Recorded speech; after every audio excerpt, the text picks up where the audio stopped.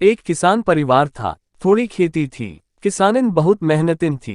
किसान बहुत आलसी था। जैसे किसानिन ने कह सुनकर किसान से खेत जुतवा लिए थे। जब खेत में फसल के अंकुर फूटे और खेत में से छांट छांट कर घास काटने का समय आया तो किसान नदारद रहने लगा। वह गांव के कुछ निकम्मे लोगों की सोहबत में पड़ गया। किसानिन ने पूरे पूरे दिन लगकर खेतों की घास को काटकर निराई की।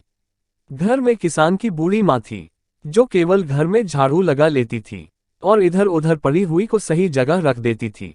किसानिन ही सुबह शाम खाना बनाती थी। बर्तन मांजना, कपड़े धोना और पानी भरना अकेली किसानिन को ही करना पड़ता था।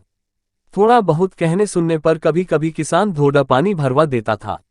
जब खेत के पौधे बड़े होने लगे तो खेत में 4 वल्लियां गाड़कर एक मचान बना दिया। उस पर किसान बैठा बैठा खेतों को देखता रहता और उसी पर लेटा रहता।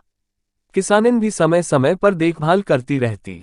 कुछ दिन बाद खेत में बालियां आने लगीं। बालियों में दाने बनने लगे और देखते देखते बालियों के दाने पकने लगे। शुरू के दिनों में किसानिन ने बहुत मेहनत की थी। अब किसान की बारी थी। किसानिन ने खेत के मचान पर एक कनस्तर टांग दिया था। उसे बजाने के लिए एक डंडा भी यहाँ रख दिया था। किसान खेत की रखवाली के लिए घर से जाते समय पहले रामू की चौपाल पर ताश खेलने बैठ जाता था। 1-2 घंटे बैठने के बाद वह खेतों पर जाता और मचान पर जाकर लेट जाता। लेटते ही नींद आ जाती। जब आंख खुलती तो थोड़ा कनस्तर बजाता, जिससे खेत में बैठी हुई चिड़िया उड़ जाती। जैसे ही खेत पकने की स्थिति में आया वैसे वैसे वह चौपाल में ताश खेलने में अधिक समय लगाने लगा।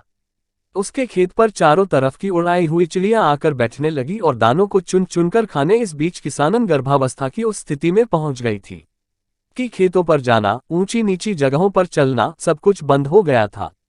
अब फसल की रखवाली पूरी तरह से किसान के ऊपर आ पड़ी थी। उधर चिड़िया फसल के दानों को जमकर चुगती रहती।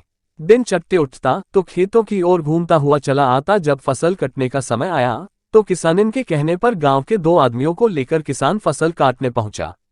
साथ में गए आदमियों ने फसल देखी और सोच में पड़ गए। उसमें से एक ने कहा, भैया इन बालियों में दाना एक भी नहीं है।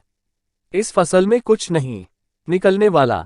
तुमको हमारी मजदूरी और देनी पड़ेगी, नहीं तो बाद में कहोगे कि मैं कहां से दूं।